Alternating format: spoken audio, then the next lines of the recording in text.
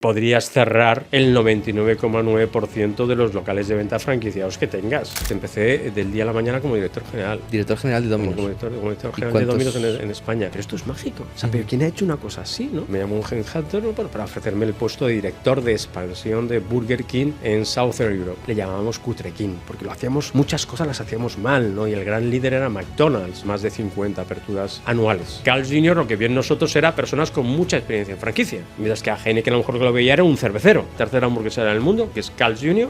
Aproximadamente estamos en unas 20 ciudades. Yo siempre he dicho que la fórmula comercial de la franquicia es quizás la fórmula comercial más compleja que existe. Son las grandes escuelas, son los grandes monstruos y de ahí sale el talento. Que yo sepa, la gallina de los huevos de oro ni existe ni se franquicia. Si tú lo que eres una persona súper emprendedora, que te gusta innovar, que te gusta frescura, que te gusta probar, tu mundo no es la franquicia. Bienvenidos a Talent Podcast. Hoy estamos con Sergio Rivas. Sergio es el fundador y CEO de Avanza Food, una compañía que factura 234 millones en el sector de la restauración. Cuenta con marcas como Carl's o Tony Romas. Tiene 427 puntos de venta, 427 locales, 4.350 empleados. Bienvenido. ¿Cómo estás, Sergio? Pues encantado de estar aquí con vosotros. Vamos a por ello, vamos a conocer inicialmente tu historia y después vamos a debatir un poco sobre diferentes estrategias que has podido comprobar y has podido experimentar, utilizar en tu carrera profesional y que pues abiertamente vamos a debatir. Empecemos con tu historia. ¿Cómo empezaste fundando una compañía que actualmente gestiona más de 400 locales? Bueno, esa sería la historia más reciente, ¿no? Porque, aunque sea casualidad, ayer fue mi cumpleaños. Oh, ¿vale? Felicidades. Cumplí 58, que ya se dice pronto, ¿no? Con lo cual, oye, y desde que terminé, ¿no? Mis estudios y mi carrera y mi máster, pues me encontré, ¿no? Pues aterrizando, ¿no? En ese sector tan apasionante para mí, ¿no? Que es el retail, la franquicia, la restauración, ¿no? Porque sin yo saberlo, pues, oye, pues me iban a contratar cuando terminé un máster en Domino's Pizza. Esa fue mi primera compañía. Te eligió a ti. En aquel momento, pues mira, es que yo no sabía ni que se podían servir pizzas a domicilio. O sea, pensé que era broma. Cuando me dijeron, no, es que llamas por teléfono y viene un tío con una moto y te entrega una pizza. O sea, pensé que estábamos en broma. Estamos hablando del año 89. 89, 90, ¿no? Muchas cosas han cambiado, ¿no? Y te digo por darte 3 datitos de mí, ¿no? Oye, y ahí es donde me entra, ¿no? El ketchup en las venas, ¿no? Del retail, y descubro una fórmula apasionante como la franquicia, a la que digo, es que no me la habían explicado. ¿Y cómo empezaste en Domino's? Pues bueno, cuando terminé el máster. Sí, pero ¿en qué posición me refiero? Pues empecé del día a la mañana como director general. Director general de Domino's. Como director general de Domino's en España. ¿Cuántos locales tenían? Pues en aquel momento teníamos unos 12 puntos de venta y un gran problema. Hay un gran problema, ¿no? Porque la habían montado, ¿no? O sea, ex directivos americanos de la marca que habían venido a España y que se habían retirado y habían montado unos en Cataluña, otros en Madrid, y se habían desalineado un poco de la marca, ¿no? Entonces te enfrentas un poquito a lo que es la realidad, ¿no? A lo que es la realidad, ¿no? De que no todas las grandes marcas es todo perfecto, ¿no? Lógicamente hay problemas, ¿no? Y oye, y que lo estés haciendo bien en un país no quiere decir que lo estés haciendo mal en otro país, ¿no? Pero fue apasionante, ¿no? O sea, tener la escuela. Para mí, yo siempre digo que mi escuela de franquicia fue Domino's Pizza. Oye, pero es que Domino's Pizza es nada más del mundo, ¿no? Entonces es como si tú dices, he hecho un máster, pero lo he hecho en Harvard. Oye, pues dices, coño, es que he estado aprendiendo de los mejores, ¿no? Y para mí eso fue apasionante, ¿no? La compañía era muy pequeñita, pero fue apasionante el que al final, bueno, pues formas parte de un engranado que al final es un monstruo mundial. Entonces, ahí aprendí los básicos, ¿no? Los básicos de la franquicia. Lo que es una franquicia y lo que no es una franquicia, ¿no? Uh-huh. Y de ahí, pues lógicamente vi que había muy buenas oportunidades, ¿no? Dentro de ese mundo, ¿no? Del mundo de la franquicia en España, porque faltaban muchas cosas por hacer, ¿no? Y lo que siempre haces, ¿no? Como los families and friends, ¿no? Pues dices, vamos a buscar franquicias, ¿no? Vamos a invertir nosotros, ¿no? En vez de trabajar para una franquicia, ¿por qué no montamos una, ¿no? Y viajé mucho, porque en España no había ferias de franquicia, no había nada, en Washington Franchise Expo, en Birmingham, bueno, en las que había a nivel internacional, ¿no? Y después de mucho buscar, llegó a mis manos, me acuerdo, ¿no? Un artículo, ¿no? En el que se decía que le habían dado el premio a la mejor imagen de establecimiento comercial de Zaragoza por la Asociación de Empresarios de Zaragoza a una juguetería que se llamaba Imaginarium, ¿no? Y vi esas dos puertecitas, ¿no? Y cuando vi esas 2 puertecitas me enganchó, dije, pero esto es mágico. O sea, ¿pero quién ha hecho una cosa así, no? ¿No? Y tenían una tienda en Zaragoza, ¿no? Y me acuerdo que me fui a Zaragoza a conocer a Felistena, con la idea de escribir un artículo, ¿no? sobre Imaginarium, que estaba yo en aquel momento escribiendo artículos en una revista sobre conceptos que podían tener éxito, ¿no? Y cuando terminamos la entrevista le dije que me gustaría invertir en esa marca, ¿no? Y entonces él me dijo, ¿tú de dónde eres? Y yo soy de Sevilla. ¿No? Y me dice, pues ¿quieres la franquicia de Imaginarium para Sevilla? Y digo, no, yo la quiero para Portugal. Entonces me dijo, pero tío, ¿tú eres portugués? ¿No eres portugués? Y digo, no, ni he estado en mi vida en Portugal, ni hablo portugués, pero sí he trabajado en franquicia, porque estuve trabajando años en Domino's Pizza. Entonces, yo quiero tener mi territorio, quiero tener mi país, ¿no? Y como Francia es muy grande, ¿no? Y lo que tenemos al lado, ¿no? Es Portugal, pues Portugal, ¿por qué no? ¿No? Y firmamos, ¿no? Un contrato de máster franquicia para Portugal. ¿Y qué tal fue? Portugal. Y fue apasionante, ¿no? Fue apasionante, ¿no? Y entonces aquello fue muy bien. Entonces después Félix me ofreció que incorporarme a la central franquiciadora, aunque yo era el dueño de Portugal, ¿no? Como director general de expansión y franquicias. Entonces yo iba por el mundo explicándole a otras personas qué es lo que yo había hecho en Portugal. Porque yo era el director de expansión de la central, pero al mismo tiempo era el dueño de un país. Entonces, imagínate que tú eres un tío de Costa Rica y me dices, oye, Sergio, ¿esto cómo funciona? Pues mira, yo lo he hecho así en Portugal, ¿no? Y aquello fue muy bien. Y cuando aquello empezó a crecer, pues como siempre pasa en esta vida, ¿no? Pues me llamó un headhunter, ¿no? Pues para ofrecerme pues trabajar en Burger King. En Burger King, ¿no? ¿Cuántos puntos llegó a tener Imaginarium antes de pasar a...? Pues unos 250 puntos de venta en cerca de 20 países. Wow. ¿No? Y entonces pues me llamó un headhunter, ¿no? para ofrecerme el puesto de director de expansión de Burger King en Southern Europe, ¿no? Que era la región sur de Europa, ¿no? Cuando Burger King no era lo que es hoy. ¿En qué año? Estamos hablando del año 89, ¿no? Entonces, esto era... No, 89 no, perdón, te lo he dicho mal. 89, no... 99. 89 es cuando yo empecé en Domino's, sí. ¿vale? O sea, 10 años después. Y Burger King, claro, no era lo que era hoy en día, ¿no? O sea, yo me acuerdo que cariñosamente y sin que nadie, se rasgue las vestiduras, le llamábamos Cutrequín, ¿no? Porque muchas cosas las hacíamos mal, ¿no? Y el gran líder era McDonald's, ¿no? Y entonces, pues nos daba como mucha rabia, ¿no? Pero fueron años gloriosos, ¿no? Para Burger King. Yo siempre digo a aquel equipo, ¿no? Que pasamos de ser Cutrequín a ser Burger King y a lo que hoy es, ¿no? Burger King, y fueron años excelentes, con recuerdos estupendos, donde tuve la suerte de trabajar con números 1, ¿no? Y al poco tiempo de ser director de desarrollo, pues me hicieron director general y presidente, ¿no? Y ahí fuiste el director general de todo Europa. De Southern Europe, ¿no? Lo Europa que era, del sur. Al final era Italia, Francia, donde no parábamos, España y Portugal. Y luego presidente.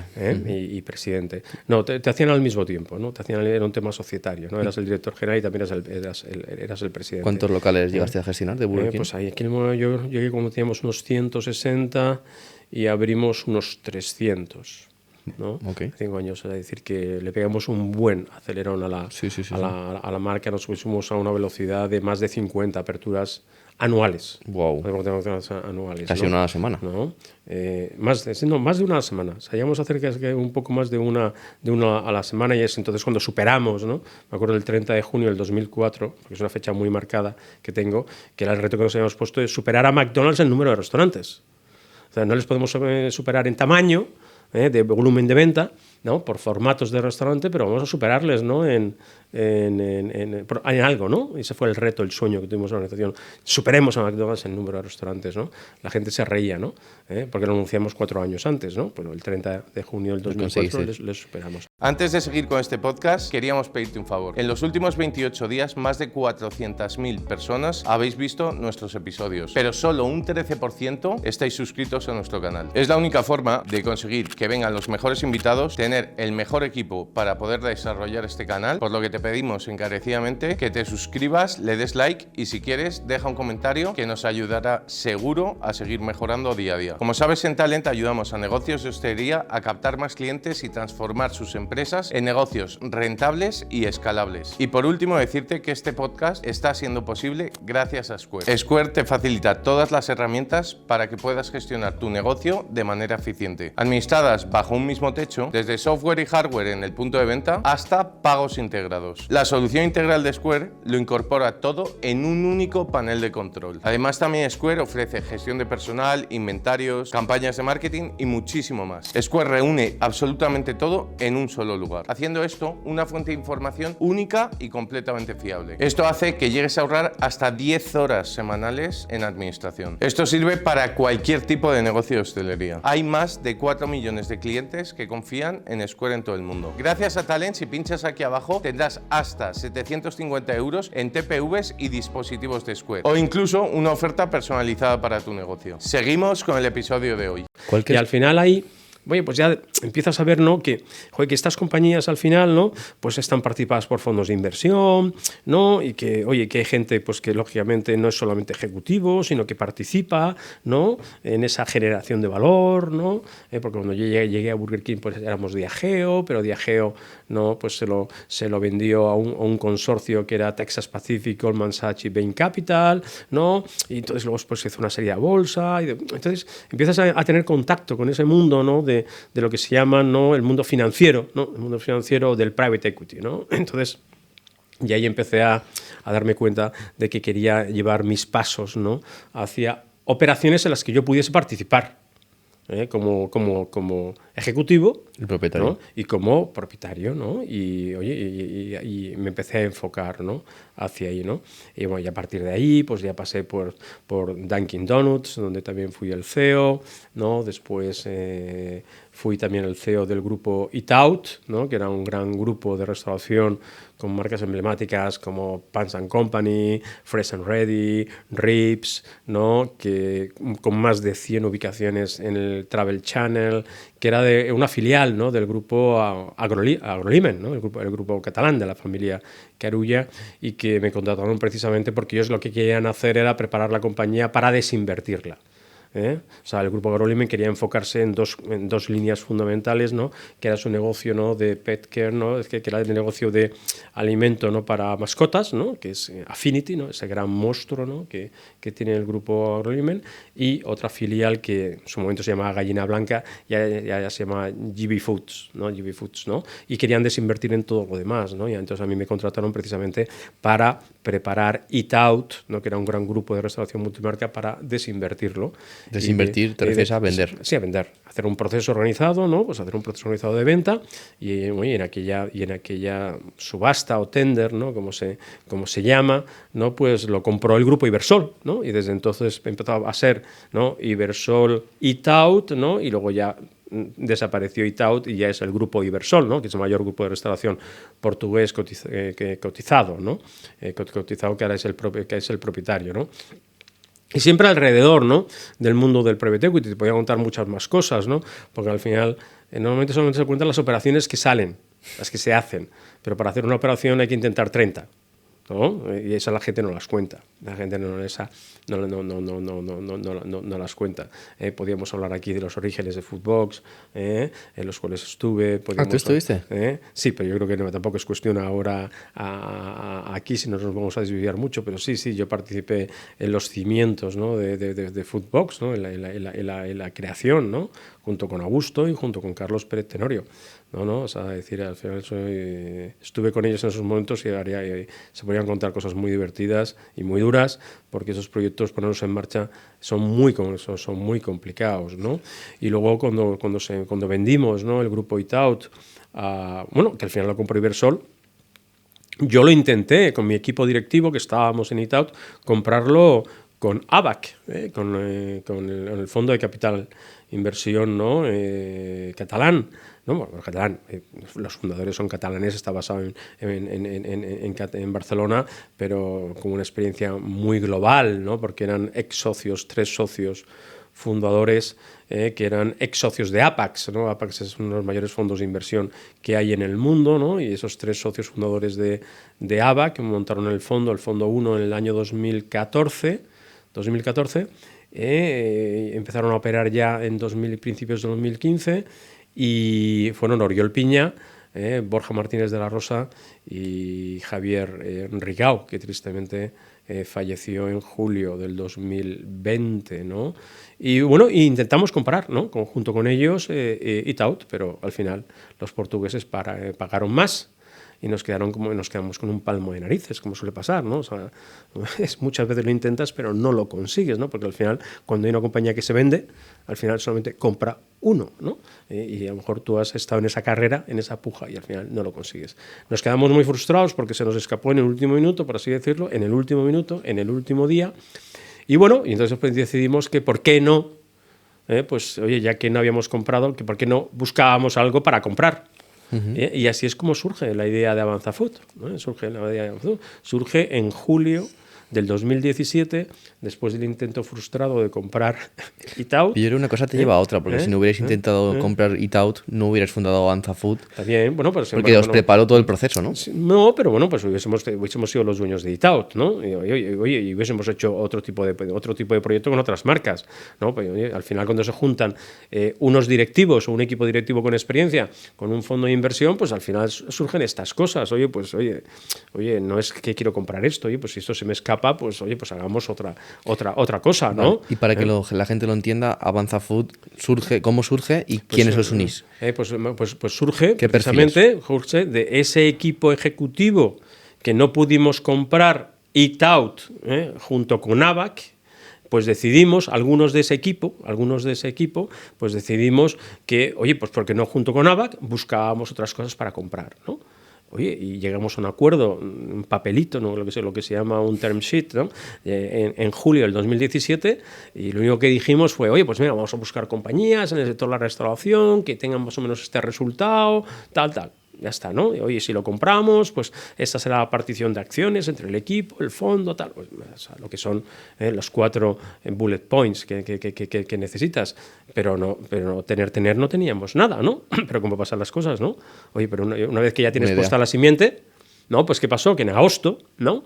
Pues me acuerdo que Javier Rigau me llamó, yo estaba empezando las vacaciones, ¿no? Y me dijo, oye, que me ha llegado el salesbook, el cuaderno de venta de una compañía que se llama en aquel momento se llamaba Beer Food, que era la división de restaurantes de Heineken, ¿no? Oye, ¿por qué no la miramos? ¿Por qué no la miramos, no? Y nos pusimos a mirarla, ¿no? Entonces, Heineken, oye, pues como tantos grupos cerveceros, pues en un momento dado, ¿no? Precisamente para vender cerveza, ¿no? Pues lo que hacía también era ayudar a hosteleros a montar puntos de venta. Entonces, no solamente te vendo la cerveza, sino que además te doy una imagen, te doy un asesoramiento gastronómico, ¿no? Entonces, era una manera, ¿no? de dar algo más que cerveza. Y así es como el grupo Heineken, ¿no? Pues tenía una división que se llamaban temáticos cerveceros, que eran Cruz Blanca, Gambrinus y los Official Irish Pub, ¿no? Vale, y luego había llegado a un acuerdo incipiente con Carl's Jr., que es la tercera hamburguesera más grande del mundo, para abrir algunos puntos de venta en franquicia en España. Pero yo te estoy hablando de agosto del 2017. En ese momento no había abierto ningún Carl's todavía, ¿no? Pero entonces a mí eso me llamó mucho la atención, ¿no? Primero que esto era una spin-off de Heineken, ¿no? Heineken quería desinvertir, ¿no? Oye, y al mismo tiempo, ¿no? Aunque esas marcas tampoco eran las más sex symbol del momento, yo conocía muy bien Carl's Jr., de la etapa de Itaut, ¿no? Porque teníamos una división de Travel Channel donde teníamos más de 100 puntos de venta en aeropuertos. Entonces, en los concursos de aeropuertos tienes que operar con muchas marcas, porque si AENA te lanza un lote de 30 puntos de venta, pues tienes que tener prácticamente de todos los segmentos. Tienes que tener coffee, tienes que tener hamburguesas, tienes que tener pizza, tienes que tener, bueno, de todo. O sea, de todo, porque si no, no ganas el lote, ¿no? Oye, si AENA te pide, oye, que quiero tener una hamburguesería que tenga más de 3.000 puntos de venta y que se opere en más de 20 países, pues son 3. Burger, McDonald's y Carl's Jr., no hay más. Entonces, si quieres ganar el concurso, tienes que tener esa marca. Entonces nosotros ya años antes habíamos tenido contactos con Carl's Jr., coño, sabíamos que era una marca brutal, ¿no? De origen californiano, que tenía mucho que decir en España, y realmente lo que nos llevó a meternos en ese proceso de compra de Avanza Food, ya digo Avanza Food, pero eso se llamaba Beer and Food, ¿no? Porque era lógico, ¿cómo le vas a llamar a la división de restauración del grupo Heineken si eres un grupo de cervecero, ¿no? Pues Beer and Food. Pero eso es cuando... Pero joder, es que yo me acuerdo cuando salía fuera de España, ¿no? Y había un tío con un letrerito que ponía Beer and Food, es como si a ti te están buscando y te pone Fish and Chips, ¿no? Dices, oye, tío, joder, que aquí nos hace mucha gracia, pero que... Entonces decidimos cambiarle el nombre. Pero realmente nos metimos en ese proceso porque había ese principio de acuerdo con Carl's Jr. Y entonces dijimos, oye, pues es la manera de hacernos con Carl's Jr. en España. Porque sin haber comprado esta compañía de Beer and Food no hubieras podido acceder a la marca de Carl's Jr. No, porque ya tenían ese principio de acuerdo con Heineken. Entonces nosotros, por encima de todo, lo que buscábamos era ese principio de acuerdo, que después nosotros tuvimos la posibilidad, ¿no? Cuando compramos, que al final el proceso empezamos en agosto del 2017, en octubre del 2017 hicimos lo que se llama una oferta no vinculante, es decir, es el primer corte, ¿no? Donde la gente presenta ofertas, no son vinculantes porque no has llegado a cerrar. Oye, si hay, por ejemplo, 6 pujadores, pues pasan el corte pues solamente 2 o solamente 3, ¿no? Entonces nosotros ahí pusimos una oferta no vinculante a mitad de octubre, ¿no? Y ya pasamos a esa segunda fase, ¿no? Que se llama, ¿no? Que es la que conseguimos hacer, ¿no? El cierre de la operación y tomamos control de la compañía el 10 de enero, ¿no? Del 2018. ¿Y para que la gente lo entienda, este proceso surge de la unión entre el fondo de inversión y vosotros como directivos? Sí. Si puedes explicar más en detalle, oye, pues ellos ponen capital, vosotros ponéis trabajo, o si fuera al revés, si lo puedes explicar un poco más lo que puedas contar. Al final, bueno, primero, cuando te asocias con un fondo de inversión, también pones dinero. Vale. Porque aquí invertimos todos. Aquí invertimos todo. Aquí hay gente que piensa que, oye, que el fondo de inversión pone el dinero y tú pones el trabajo. Entonces, oye, pues es que eso no es, ¿no? Porque normalmente es muy distinto, ¿no? Es como el franquiciado, ¿no? El franquiciado invierte su dinero. Y esa es la diferencia. Cuando un tío invierte su dinero, se toma las cosas de otra manera. Total. De otra manera. Entonces, oye, lógicamente, siempre el mayoritario es el fondo y tiene el control. Pero para los ejecutivos pues es una muy buena ecuación, porque aunque pones dinero, normalmente lo estructuras, eres minoritario cuando inviertes en un fondo de inversión, pero después normalmente, oye, pues también, aparte del dinero que tú pones, también te dan lo que se llama management loan, o sea que al final te prestan dinero para que también pongas más, ¿no? En un sistema que a lo mejor lo repagas el día que se venda la compañía. Es como si tienes una hipoteca que solamente la pagas cuando vendes otra vez la casa, ¿no? Sí. Por así decirlo, parte que pones, parte que te pueden dar un management loan y luego un sistema de incentivo. Es decir, que al final, en función de las veces que haga dinero un fondo de inversión, pues tú tienes un acelerador, ¿no? Entonces, ellos una vez que cubren unos mínimos, tú de cada euro que se genere más, pues te llevas una parte superior. A lo mejor tú tienes un 10%, el fondo puede tener un 90%, pero el sistema de reparto, una vez pasados unos mínimos de retorno, está mucho más cargado hacia tu lado, ¿no? O sea, los fondos suelen ser generosos una vez que ellos han cubierto unos mínimos, ¿no? Y es un mundo apasionante, ¿no? Porque al final es esa combinación, ¿no? Entre ejecutivos, ¿no? Fondos de inversión, con un nivel de profesionalidad tremendo, ¿no? Y donde el interés es generar valor. Total. Generar valor. Entonces, ¿compré esta compañía con cuántos puntos de venta? Pues en aquel momento pues teníamos solamente los asociados, ¿no? Que son alrededor de unos 300 puntos de venta. Buena responsabilidad, ¿no? Empezar. Sí, pero los asociados es una figura híbrida, ¿no? Es una figura híbrida, ¿no? Porque al final los asociados no es un puro franquiciado, ¿vale? El asociado es una persona que tiene un contrato de suministro con Heineken, pero tú le prestas una serie de servicios. O sea, es como un pseudo... pero puede operar como quiera. Franquiciado. Sí y no, porque al final tienen un rótulo común, pero no es una figura tan estricta como la de un franquiciado. Es como es un paso como intermedio. ¿Y hay o sea, royalties? No es ni independiente, no suele haber royalties. Vale. Porque, para así decírtelo, ¿dónde está el royalty? Pues está incluido en el precio de la cerveza.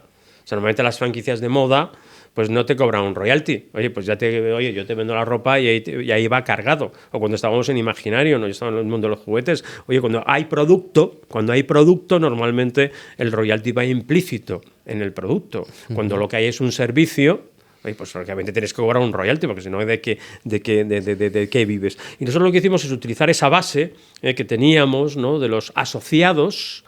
Como ya teníamos esa central para gestionar esos asociados, pues dijimos, metamos marcas organizadas. Entonces ahí lo que hicimos fue pues llegar a un acuerdo pues muy bueno, ¿no? Pues con Carl's Jr., ¿no? Para quedarnos con el máster franquicia para España, Portugal y Andorra.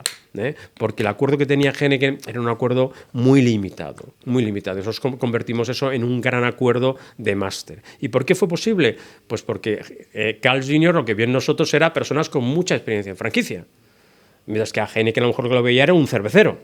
Y eso le daba un poquito más de cautela. Entonces nosotros conseguimos mejorar mucho ese acuerdo y hacer un acuerdo puro de máster, y ahí pusimos mucha gasolina. Después, al mismo tiempo que estábamos cerrando la operación de la compra de Beer & Food a Heineken, estábamos negociando en paralelo la compra de Tony Romas.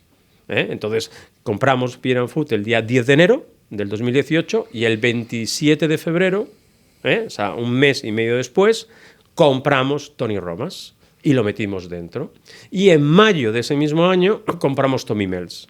Vale. Pero en aquel momento Tommy Mel's era una marca que nosotros no consideramos estratégica. O sea, o no queríamos meternos en ese, no queríamos tener más marcas. Lo que nos atraía mucho de Tommy Mel's eran las ubicaciones, ¿no? Y en España en aquel momento, ¿no? Pues 2018, 2019, estoy hablando antes del COVID, ¿no? Era muy difícil conseguir localizaciones prime o entrar en centros comerciales top. Entonces quieres ¿no? cambiar las Entonces marcas. lo que hicimos fue, oye, pues tuvimos la suerte de poder comprar a un buen precio, porque nuestro objetivo era hacer un rebranding. Y prácticamente, oye, pues si había 35 Tommy Mel's, prácticamente hoy no queda ninguno, quedan dos, todos han pasado a ser o Carl's Jr. o Tony Romas. Entonces, después de este viaje de estos años, ¿no? Y del COVID, ¿no? Porque aparte, ¿no? Pues Beer & Food no solamente tenía Gambrinus, Cruz Blanca y Official Age Pub, tenía también La Chelinda, tenía marcas de Coffee Bakery, porque eran como marcas que ellos ofrecían a sus asociados cerveceros, ¿no? Y tenían muchas marcas. Entonces nosotros al final lo que hemos hecho durante todos estos años ha sido enfocar la compañía, y ese fue el origen del cambio de nombre, ¿no? que lo hicimos en el 2020, es transformarnos de Beer & Food en Avanza Food, y Avanza Food hoy es una cosa mucho más simple. Es dos marcas internacionales, una es fast food de hamburguesas, de QSR, que es la tercera hamburguesera del mundo, que es Carl's Jr. ¿Vale? ¿Cuántos tenéis ya en España? En España terminaremos este año con 47. Carl's Jr. ¿En cuántas ciudades? ¿En cuántas ciudades? Aproximadamente estamos en unas 20 ciudades. Vale. Y tenemos Tony Romas, que somos los propietarios para Francia, España y Portugal, que es la marca número 1 de casual americano. Entonces, dices que es hoy en día Avanza Food. Pues Carl's Jr., tercera marca de hamburguesas del mundo. Tony Romas, oye, marca líder de casual americano. Y luego lo que tenemos es un contrato de prestación de servicios, ¿no? Con un partnership que tenemos con Heineken para todo el mundo ese de sus asociados, ¿no? Porque tú al final, cuando das servicio a unas franquicias, oye, pues tienes central de compras, aprovisionamiento, desarrollo de producto, NPD y tal, tienes muchas cosas que ofrecer a tus franquiciados. Entonces nosotros lo que hacemos es que parte de esos servicios se los ofrecemos, ¿no? Pues también a ese mundo que es de los asociados, y que son como un punto intermedio entre el que es independiente y el que es franquiciado, ¿no? Y entonces hoy en día pues es un negocio muy simple, ¿no? Carl's Jr., Tony Romas, y un acuerdo, ¿no? De prestación de servicios y un partnership, ¿no? Con Heineken para sus marcas asociadas. ¿Tony Romas cuántos tenéis actualmente? 30. ¿Y estáis en los 3-4 países que han mencionado o en España inicialmente? No, operamos por ahora solamente en España. Y la idea es crecer a otros países, ¿no? Lógicamente, sí, cuando llegue el momento. Volviendo a Carl's Jr., ¿cuántos Carl's Jr. crees que podrían caber en España? Bueno, es que el tema del fast food es muy relativo, ¿no? Porque te pones metas, ¿no? Primero es llegar a 50, ¿no? Después es llegar a 100. Cuando llegas a 100, pues dices, oye, pues puedo llegar a 300. Cuando llegas a 300 dices, puedes llegar a 500. Cuando llegas a 500 dices, puedes llegar a 1000, ¿no? Tú no te planteas decir, voy a tener 1000. ¿no? Cuando estábamos en Burger King, yo me acuerdo cuando yo entré teníamos 168. Entonces no dijimos que íbamos a llegar 1000, como tienen ahora. Dijimos, vamos a abrir 300, ¿no? O sea, la permeabilidad o el nivel de penetración del fast food es tremendo. O sea, y los ratios pueden estar, te diría, hay países en los que hay un establecimiento cada 15.000 habitantes, ¿no? O uno que sean menos maduros, que a lo mejor sean pues cada 40.000, cada 50.000, ¿no? Entonces, esto es un tema que va penetrando. Entonces te diría, oye, no veo ningún problema en que Carl's Jr. dentro de 20 años en España pueda ser una red que tenga entre 300 y 500 puntos de venta. Perfectamente. ¿Y convertirse en el operador número 1, 2 No, o 3? el 3. El 3. El 3 está muy bien ser el tercero. Joder. Habiendo llegado 30 años más tarde, que Burger King llegó en el año 75. No, total. Se dice muy pronto. O sea, 35 son 25, ¿no? Más 18. ¿Cuáles dirías que son las primeras ventajas o principales ventajas en apostar por un modelo de franquicia versus un modelo de grupo? Locales propios, supervisión propia, operativa propia, etcétera. Bueno, la principal ventaja es que tú, si eres un franquiciado, lo que te tienes que enfocar es en la operación, en la operativa. O sea, tú no tienes que estar pensando qué campaña de comunicación voy a hacer, qué producto voy a lanzar, cómo voy a hacer los sistemas de formación. Es decir, la cadena logística, las negociaciones con proveedores.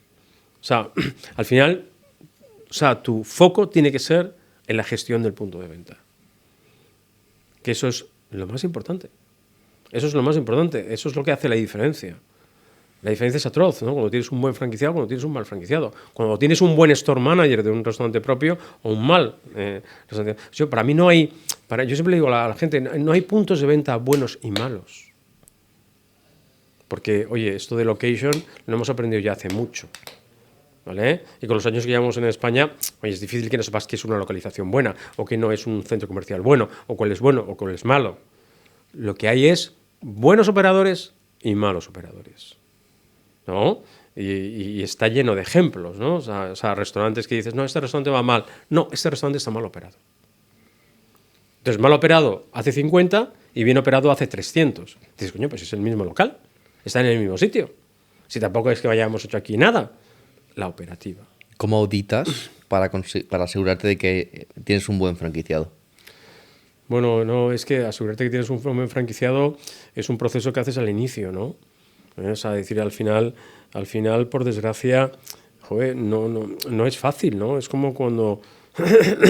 bueno, es que tú lo puedes llevar a todas las facetas de la vida, ¿no? ¿Cómo aciertas con quién te vas a casar y no te vas a casar? Pues al final hay muchas separaciones, hay muchos divorcios. Pues auditar y consultar. ¿No? Oye, cuando tú contratas, ¿no? ¿Cómo vas a saber? Es difícil. Es muy difícil por muchos, ¿no? Controles, ¿no? Pasos previos que tú pongas. Luego, la verdad, la realidad, es cuando esa persona empieza a operar y empiezan a pasar las cosas, ¿no? Entonces, bueno, oye, lo que pasa es que, claro, si no tienes ninguno de esos filtros, ninguno de esos cortes, ninguno de esos procesos, pues bueno, te equivocarías mucho más. Pero, lógicamente, en toda central de franquicia hay muy buenos franquiciados normales, y también hay algunos, por así decirlo, malos o muy malos. Porque todos nos equivocamos. Oye, lo que entonces hay que buscar es, oye, pues bueno, cómo ayudar a crecer y a desarrollarse a los que son buenos y tienen potencial, ¿vale? Y en los que te has equivocado, pues intentar salir del error lo antes posible. ¿Cómo? Pues normalmente recomparando sus restaurantes. Traspaso. Sí, lo que pasa es que muchas veces pues, no los quieren vender. O sea, claro, es que el sistema de la franquicia no es fácil, ¿no? Es mucho más complejo de lo que la gente se cree. Porque no solamente me dedico a vender franquicias y luego a asegurarme de que todo va bien. Hay un montón de casuísticas, como las que tú estás comentando, que son problemáticas que muchas veces no te has enfrentado a ellas previamente, o que no lo recoge un contrato de franquicias, como comentábamos antes. Bueno, pues yo siempre he dicho que la fórmula comercial de la franquicia es quizás la forma comercial más compleja que existe. O sea, frente a lo que la gente cree, desarrollar una cadena de unidades propios es infinitamente más sencillo. Si te gusta y eres bueno operando, sí. Bueno, sí, pero normalmente operar es que operar cuando tú puedes tomar todas las decisiones es sencillo. O sea, tú puedes tener un mal store manager, pues coño, pues lo cambias. Tú puedes tener un mal supervisor, coño, pues lo cambias. Oye, ¿te has equivocado imagen de ubicación? Pues la reubicas. O sea, al final tú eres el dueño y señor de las cosas. Tú mañana dices verde y es verde. Mañana dices amarillo y es amarillo. O sea, cuando tú pones tu marca, ¿no? En manos de terceros, y además esos terceros no son empleados, sino que son socios franquiciados que han invertido su dinero, oye, se convierte en una relación que es muy compleja, ¿no? Y que la gente no sabe realmente la complejidad que es la gestión de las cadenas de franquicia. Y por eso yo es que digo, es que esto se aprende en las grandes cadenas franquiciadoras o a base de palos. No, pero bueno, yo creo que a base de palos lo que pasa es que puedes morir en el intento, ¿no? O sea, por eso muchas veces, dices, es que siempre soy los mismos en este sector. Bueno, pues que al final hay pocas grandes centrales franquiciadoras en el mundo, porque son siempre las mismas, por así decirlo, ¿no? Y esas son como las grandes universidades de las cuales sale el talento que al final nutre otras compañías, ¿no? Por eso al final pues hemos trabajado unos con otros o venimos de las mismas, como pasa en el mundo de la gran distribución. Dices, oye, aquí porque todo el mundo viene de Carrefour y de Auchan, o de Grupo Metro, es que son las grandes escuelas. Son las grandes escuelas, son los grandes monstruos y de ahí sale el talento. Total. Y de ahí sale el talento. Pues en el mundo de la restauración, que es el que me atañe, pues pasa exactamente lo mismo. O sea, cuando tú te has formado, coño, en un Kentucky, te has formado en un Burger, en un Carl's Jr., en un Tony Romas, en un Mac. Entonces, oye, pues eso hace la diferencia. ¿Pero la diferencia por qué? No porque aprendes lo que es un sistema de franquicia y cuáles son los básicos y qué es lo que se puede y qué es lo que no se puede hacer. Y el sistema de franquicia está inventado. Y muchas veces la gente lo que hace es tratar de desvirtuar eso, ¿no? Entonces dices, esto me gusta, esto no me gusta, esto lo pongo, esto lo quito, ¿no? Y entonces, pues luego pasa lo que pasa, ¿no? Que son cadenas que hacen así, y desaparecen. Se parecen, ¿no? Porque la gente se olvida, ¿no? De que aquí tienen que ganar los dos, el franquiciado y el franquiciador, que tiene que haber unas fuentes de ingreso claras, ¿no? Que tiene que ser sostenible, porque muchas veces la gente dice, pues venga, pues soy franquiciado, mira, he abierto uno en Huelva, he abierto otro en La Coruña, he abierto otro en Barcelona, y además has negociado los royalties, con lo cual los has bajado y dices, señor, entonces, ¿y por qué usted no va a ayudarles, no va a supervisarles? Dice que no tengo dinero, es que con el royalty es que me cuesta más el viaje que el royalty. Entonces dices, sí, pues ya te has metido en un lío, ¿no? Pues ya te has metido en un lío. ¿Y por qué la formación es tan corta? Es que no te pagan opening fee, ¿no? Entonces das una formación de 3 días o 4 días y les lanzas ahí los cuernos de caballo. Entonces, coño, joder, tío, el pagar un opening fee, pues hace que, mejor tengas una formación, coño, de meses. ¿No? El que pagues un royalty pues hace que tengas una asistencia continuada. El que pagues un fondo de marketing se puede invertir en el desarrollo de la marca, ¿no? Es decir, oye, es que eso está inventado. Eso está inventado. Y siempre, por ejemplo, muchas veces me río de cuando te dicen ahí, no, es que en esta franquicia no me cobra royalty, esta franquicia no me cobra opening fee, es que no hay fondo de marketing. Y le digo, bueno, pues fenomenal, pues ya has descubierto la gallina de los huevos de oro. Ya has descubierto la gallina de los huevos de oro. Que yo sepa, la gallina de los huevos de oro ni existe ni se franquicia. Entonces esto es un negocio, oye, que si se hacen bien las cosas y cada uno hace su parte, el franquiciador hace su parte y el franquiciado hace su parte, ¿no? Pues al final pues da para que los dos ganen, ganen, pero oye, que cada uno haga su parte, que es muy importante, ¿eh? Es muy importante. Que hay franquiciadores que no hacen lo que tienen que hacer y hay franquiciados que lo que piensan es que tienen que hacer lo que hace el franquiciador. Ellos lo que tienen que hacer es, sobre todo, gestionar su punto de venta. Operar. Esa es su parte de la ecuación. Hay una frase que me has dicho antes que me ha gustado mucho y es no reinventar la rueda. Es decir, esta fórmula ya está inventada, ya funciona, lleva más de 50 años inventada, simplemente dedícate a copiar, pegar y ejecutar o operar. Y muchas veces los emprendedores tendemos a reinventar la rueda porque simplemente nos aburrimos o ya estamos cansados de hacer lo mismo y queremos probar algo nuevo. Pero creo que ahí es un mensaje muy poderoso el que has dicho y es dedícate simplemente a hacer lo que ya funciona, aplícalo a tu sector, aplícalo a tu marca, lo que tú consideres, pero ya está inventado, no innoves ahí. Innova tal vez en un proceso gastronómico, en la comida, en un plato, pero no innoves en un mercado que lleva 50, 60, 70 años funcionando. Bueno, pero es que es distinto, ¿no? Yo creo que una cosa es una central franquiciadora, ¿no? Con muchos o con miles de puntos de venta, donde no puedes hacer triples saltos mortales. Y otra cosa es cuando eres un empresario, ¿no? Que montas, oye, pues tu restaurante o tu punto de venta, ¿no? Donde yo creo que el nivel de riesgo que puedes asumir, de innovación, es muy superior. O sea, yo creo que por eso las grandes centrales de franquicia se mueven, no pegan giros de timón de ahora vamos por allí y ahora vamos por allá, ¿no? O sea, esto es como David y Goliat, ¿no? O sea, decir, yo creo que al final, si tú miras, o sea, lo que era un Carl's Jr., coño, hace 40 años y que es hoy, ¿no? Dices, coño, hay una diferencia brutal, pero se ha producido en 40 años. ¿Vale? O sea, ¿no? Y cada X años pasaron grandes cosas, ¿no? Oye, pusimos, coño, el primer servicio de drive, ¿no? De coche. Oye, pusimos música en los locales. Oye, decidimos apostar por la carne 100% Angus, ¿no? Entonces, esas cosas, ¿no? Que son esas grandes cosas que hicieron evolucionar la marca, pero pasan en un largo periodo de tiempo. Entonces, yo creo que las grandes centrales de franquicia, o sea, no se tienen que caracterizar, ¿no? Por esos golpes de timón, ¿no? Tienen que tener un rumbo, ajustes, ir afinando, ir adaptando poco a poco, ¿no? Como ese barco que vira, ¿no? Oye, dentro de mucho tiempo, pero resulta que bueno, es que has llegado a, te has desviado un poco, pero ¿a dónde has llegado? ¿No? Uh-huh. Pero no son bruscos, ¿no? Entonces yo creo que en cambio el mundo del emprendedor, ese independiente, ¿no? Ese independiente, ¿no? Tiene que ser independiente. O sea, si tú lo quieres una persona súper emprendedora, que te gusta, coño, innovar, que te gusta frescura, que te gusta probar, tu mundo no es la franquicia. Uh-huh. Pero ¿qué pasa? Oye, pues que sacrificas libertad, frescura. Por seguridad. Por seguridad. Es que como todo, es que aquí no hay duros o 4 pesetas.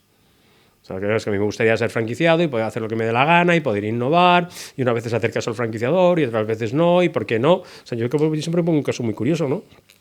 Y me gusta hablar de marcas porque son las cosas que no se entienden. O sea, cuando yo llegué a Burger King, me acuerdo, había un establecimiento que llevaba cerrado años, un par de años, en el Paseo Marítimo de Palma, ¿no? Y estaba montado,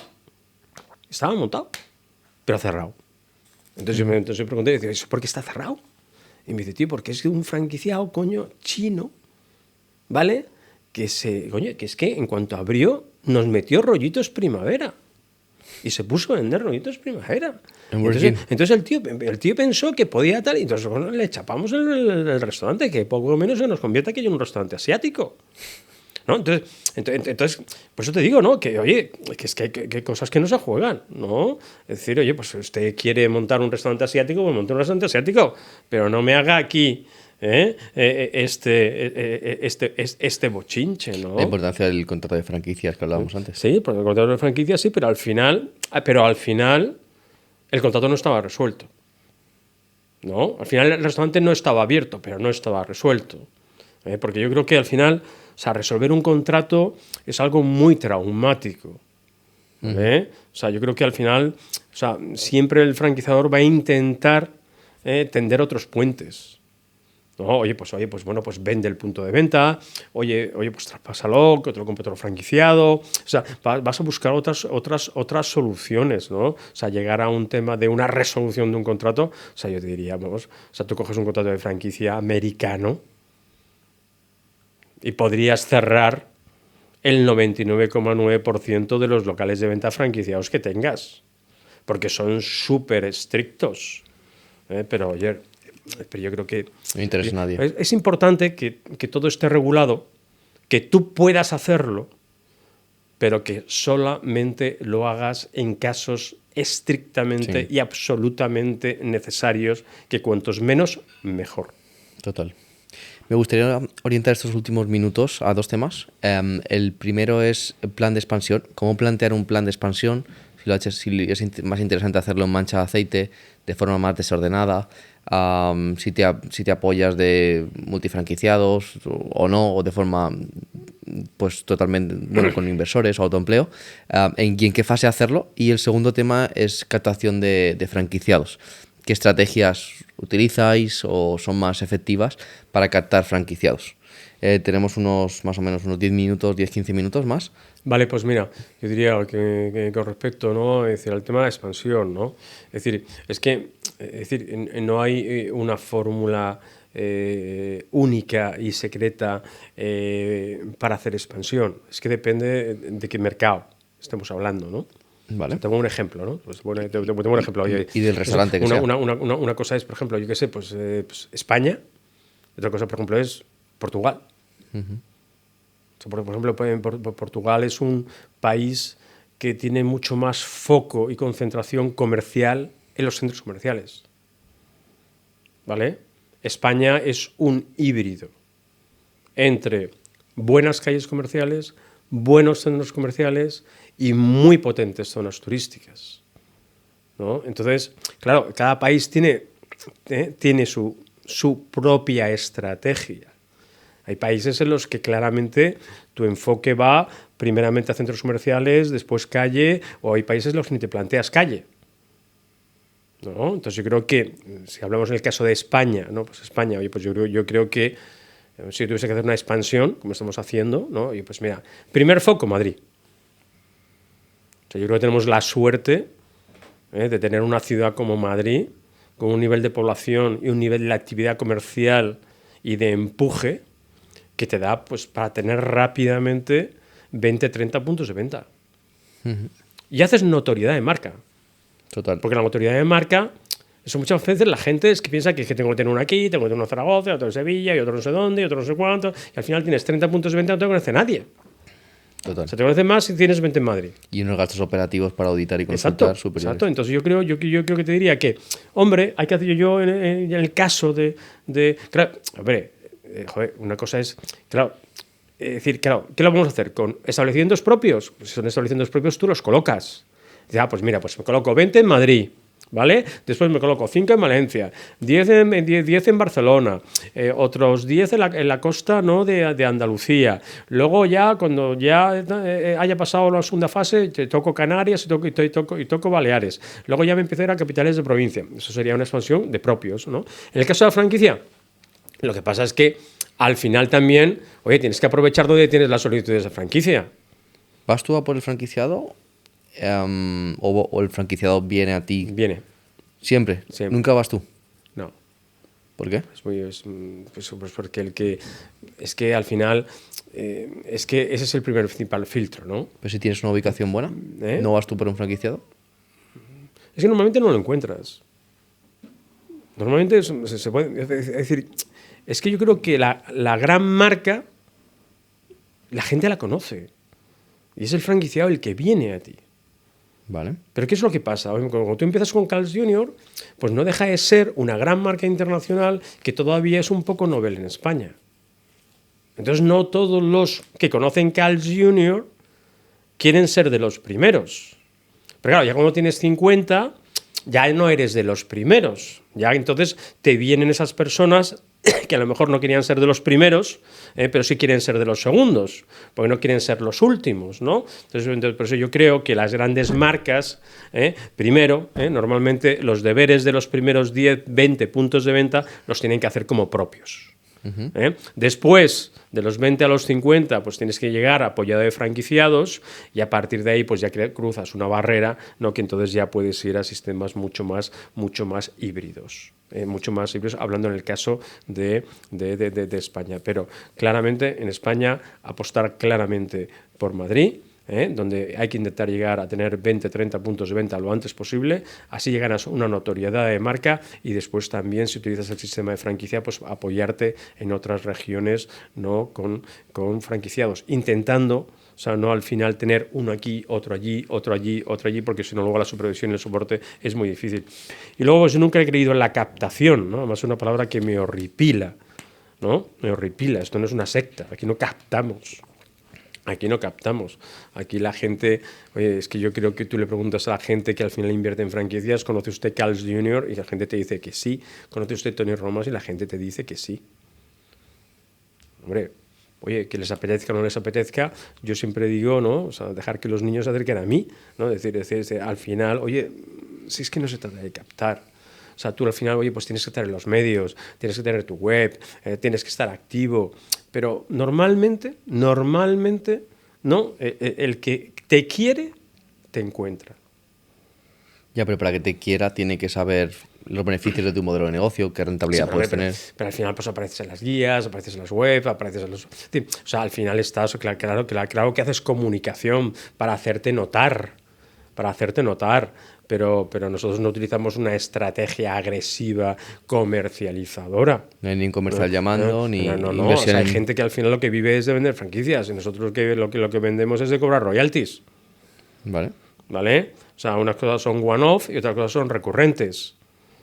Entonces, coño, o sea, al final, o sea, que tu negocio sea vender franquicias, pues oye, pues es que esto es como el ratoncito dando vueltas, ¿no? ¿Cómo se llama esto, no? Es decir, ¿no? La noria, sí, la rueda. La noria esta, ¿no? Entonces yo creo que, joder, o sea, lo que genera valor en una marca es que haya un royalty. O sea, yo prefiero ese poquito recurrente. O sea, ese poquito durante 20 años, más que el one-off del opening fee, que también es necesario, porque con eso se cubren todos los gastos de la preapertura. Que para que entienda, yo creo que un ejercicio muy interesante puede ser explicar qué soporte hay por parte del franquiciado, perdona, por parte del franquiciador al franquiciado. ¿Qué hay detrás de, bueno, pues todo ese know-how, qué supervisión hay, qué apoyo, qué auditoría, etcétera? Bueno, pues es decir, al final, mira, desde que tú eres un candidato y te acercas a nosotros, el principal know-how es que a lo mejor no te admitimos. ¿Vale? Y te evitamos, ¿no?, que tengas una aventura frustrada, ¿no? Hay marcas que a lo mejor te admitirían. A lo mejor tú no tienes el perfil, ¿no? Y te decimos que no, a lo mejor te coges un rebote, ¿no? Pero a lo mejor lo que hacemos es que te evitamos, ¿no?, perder que te mucho mierdas, dinero. ¿no?, porque no tienes el perfil, porque no tienes las actitudes, oye, tenemos nuestros filtros, ¿no? Entonces ahí empieza ya el primer servicio, ¿no? O sea, que no cualquier persona puede acceder a una franquicia nuestra. Eso ya es importante, ¿no? ¿Y qué aspectos luego, hacen que cualifiques o no? Una vez que nosotros consideramos que tú tienes el perfil adecuado y los recursos adecuados, lógicamente, porque es que no hay duros o 4 pesetas, coño. Es que esto cuesta dinero, ¿no? Montar un Tony Romas, montar un Carl's Jr. cuesta dinero. No somos franquicias baratas por el tipo de formato que tenemos, por el tipo de facturación que tenemos. Es decir, no somos un negocio de coffee bakery, coño, que se monta con mucho menos dinero, ¿no? Entonces, oye, pues una vez que ya consideramos que tienes un perfil apto, pues entonces lo más importante es la fase inmobiliaria, es dónde abrir. ¿Vale? Entonces nosotros tenemos muchísima información, ¿no?, de qué localizaciones consideramos más adecuadas. Tenemos contactos con centros comerciales, tenemos contactos con promotores, tenemos contactos con APIs, ¿no? Y no solamente podemos acceder a buenas operaciones inmobiliarias, sino que además, si tú no tienes ninguna experiencia inmobiliaria e intentas negociar un contrato de 20 años, pues te van a mandar donde yo sé, ¿no? Porque te van a decir que te van a firmar un contrato de 5 años, renovable por otros 5. Si tenemos experiencia en negociar contratos de larga duración en buenas condiciones que no tengan cláusulas leoninas que después puedas tener un gran problema, porque luego montas un gran negocio y de repente te encuentras que no tienes ubicación, porque te echan o porque te doblan la renta, etc. O sea, un gran asesoramiento inmobiliario, porque ahí, en esa localización, te vas a jugar tu negocio durante 20 años. ¿Vale? Y eso, ahí no te puedes cometer ni nada de error. Y reubicar un restaurante es muy sencillo, ¿no? O sea, imagínate el lío que puede ser. Sí, cerrar. Porque aquí hay mucho inmovilizado, ¿vale? Entonces, y luego o sea, el asesoramiento inmobiliario. Después te hacemos todo el asesoramiento que normalmente tú no tienes experiencia en restauración. Entonces tenemos que formarte a ti, a todo tu equipo gerencial y a todo tu equipo base, ¿vale? Para que en X meses tú estés, ¿no?, preparado para poder gestionar un restaurante. En todo eso que es formación y selección, te ayudamos. Pero ¿vale? es formación, no es un proceso. Y selección. No es un proceso de admisión, es decir, no es como McDonald's. Primero es la validez del candidato. Vale. Pero ahí ya hemos pasado. Sí. De ahí tú, el candidato, ya pasa a la fase inmobiliaria. Después de la fase inmobiliaria, ya entramos, como tenemos la ubicación, en la fase de formación para la apertura. ¿Y si ahí te das cuenta de que no es la persona? ¿Y si en la fase de formación te das cuenta de que no es la persona adecuada? ¿El franquiciado? Sí. bueno, pues puedes llegar a no firmar el contrato de franquicia. Porque Vale. el contrato de franquicia se forma una vez que se ha concluido Vale, eso. ok. Y entonces lo que puedes hacer es pues, cambiar de franquiciado, o ese site se lo ofreces a otro franquiciado. Vale. O sea, claro, hay una serie de check que hay que ir. Pero bueno, oye, supongamos que va bien, ¿no? Que tú pasas, oye, el primer filtro de que eres un buen candidato. Bien, encontramos una buena ubicación, se firma la operación inmobiliaria. Oye, empezamos con la fase de formación y selección de tu personal y tuyo. Pum, pum, pum, pum.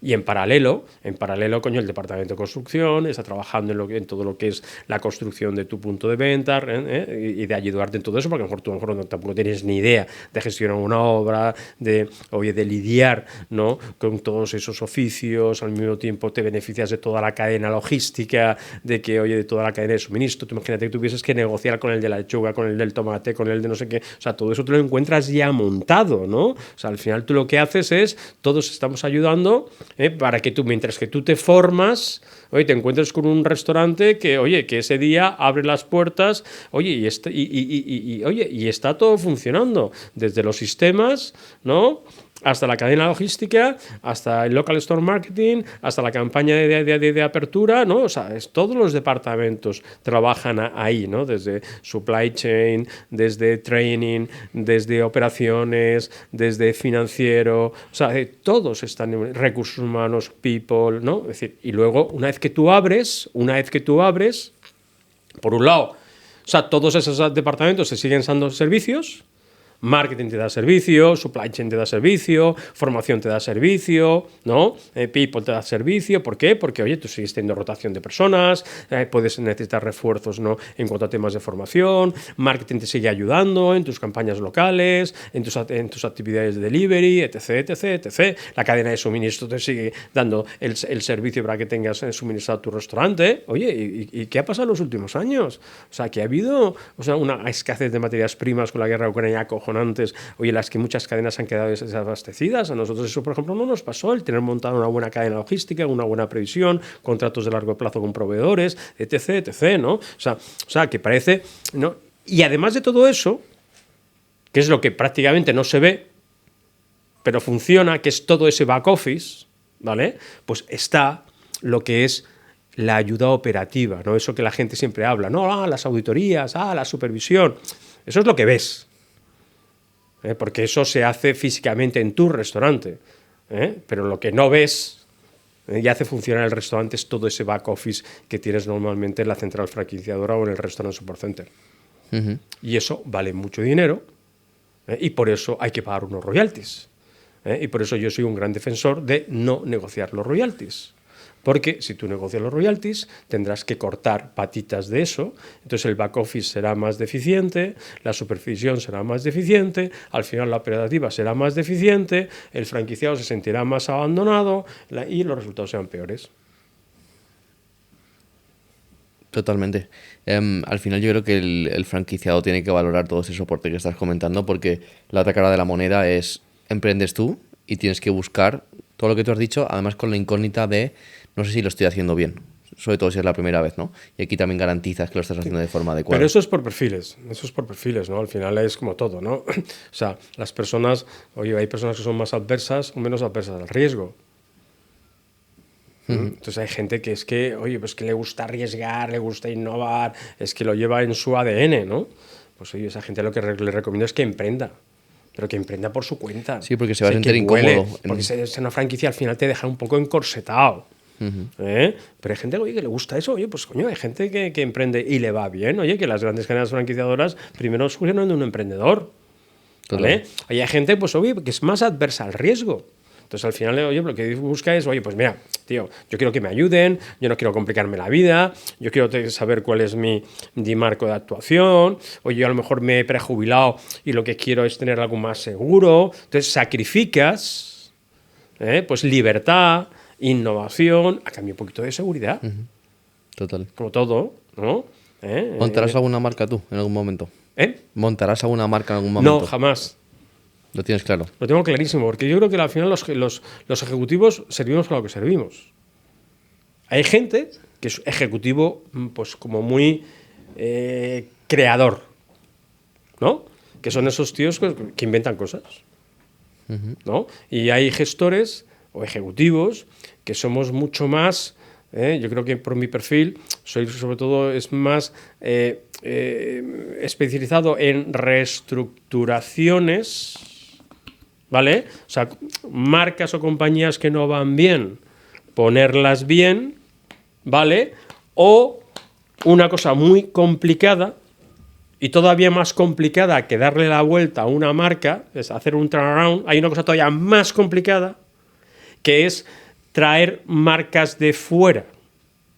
Y tú sabes que estás especializado en eso. Entonces, traer una marca de fuera es tremendamente complejo, ¿no? Porque, claro, piensas que eres Carl's Jr. y tienes 4.000 puntos de venta, pero cuando empiezas tienes uno, ¿no? ¿El primero fue Gran Vía? El primero fue Gran Vía, que abrió en noviembre del 2017. Que había un Tommy Mells antes ahí. No. Había un Tommy Mells en Gran Vía, pero no había era un Tommy Mells más abajo, que lo tuvimos que cerrar durante el COVID, Vale. porque como otros muchos operadores, pues el propietario pues no quería rebajar la renta, ¿no? Y entonces si nosotros no vendíamos, pues no podíamos pagar la renta. Entonces al final llegamos a un acuerdo, ¿no? Y al final durante el COVID, pues lógicamente se cerraron algunos puntos de venta.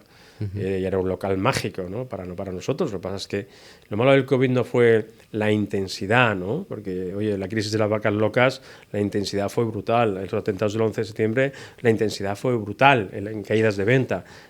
Lo malo del COVID fue la duración. Y él intenso y duradero. Y él no puede hacer nada. ¿No? Entonces, claro, es que la caja es la caja, ¿no? O sea, es que esto es como un cerdito que lo vas vaciando y al final es que te quedas... es que, no, y es lo que nos pasa a algunas compañías, ¿no? Que es que al final es que no podíamos. Entonces al final, con los propietarios que no te ponías de acuerdo, pues es que era imposible, ¿no? Era imposible. Te imagínate que tienes ahí una renta de 30.000 euros mensuales. No. Dices 30.000 y 30.000 y 30.000 y 30.000. No, y que el propietario te diga, no, que te voy a ayudar, te bonifico el 50%. 15.000. Entonces dices, claro, no, y que tienes un tinglado de locales, ¿no? Que solamente tuvieses un problema todavía, ¿no? Entonces yo creo que lo malo del COVID realmente, es decir, no te preocupe tanto la intensidad, porque te van a pasar muchas veces en tu vida, ¿no? En el mundo del retail, la intensidad.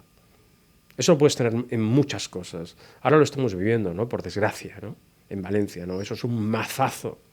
Eso es una intensidad brutal. ¿Qué peor que eso pueda haber? Pues nada.